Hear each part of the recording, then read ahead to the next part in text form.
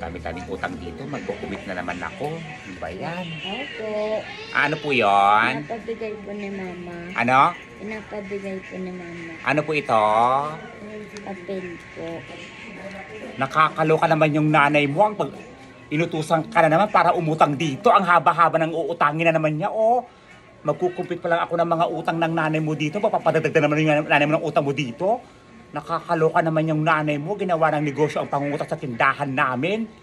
Nung nakaraang linggo, yung utang niya dito, hindi pa niya binabayaran. Tapos nung isang araw, yung kapatid mo, inutusan niya dito para mangutang. Tapos kahapon, yung kuya mo na naman yung nandito para mangutang. Tapos ikaw na naman ang mangutang dito.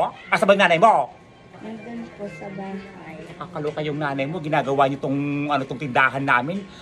Luging-lugi na nga kami sa mga pautang. Ayan, oh. Ang dami-dami na mangungutang dito. Hindi na naman kayo naman mangungutang dito. Ang dami-dami, oh. Ayan, oh. Lahat na lang talaga, pasakit kayo sa buhay.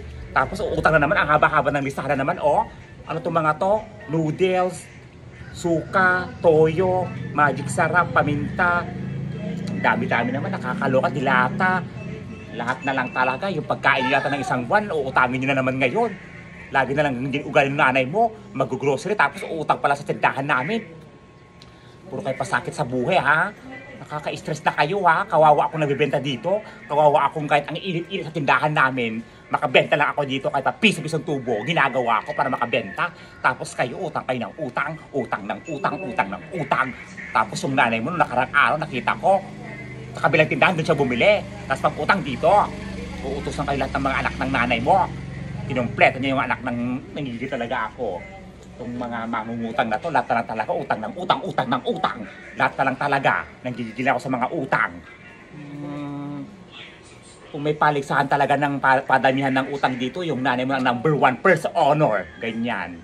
Kung may awardee lang talaga, valedictorian na yung nanay mo sa utang dito. Nakakaloka yung nanay mo. Sa susunod ko talaga, magbibigyan ako ng award ng mga paramihan ng mga may utang award sa tindahan namin. Nakakaloka. Gigigil talaga ako, ha. Puro kayo utang ng utang. Sabi mo sa nanay mo, sarado kami ngayon. Puro kayo utang, utang ng utang, utang na loob. Tantanan nyo na ako. Nakakaloka kayo, ha. Luging-lugi na yung tindahan namin, kakautang ninyo. Kung mga ano na to. Sabi mo sa nanay mo, doon sa kabila umutang, wag dito. Hindi pa nakapagbayad ng utang, utang na naman siya dito. Ano to? Nakakaloka. Puro kayo utang, utang ng utang, utang na loob. Tigilan nyo na ako dito. Sabi mo sa nanay mo, sarado kami, ha. Ha? Sabihin mo. Opo. Nakaka-stress yung mga mangungutang na to. Lahat na lang talaga. Utang ng utang. Problema ko sa bayad ng kuryente. Ang hirap-hirap na malengke. Mag-aayos pa ako ng mga prenda ko dito. Hindi pa ako makakain na maayos. Hindi ako makatulog na maayos para makapagbenta. Tapos utangin nyo lang.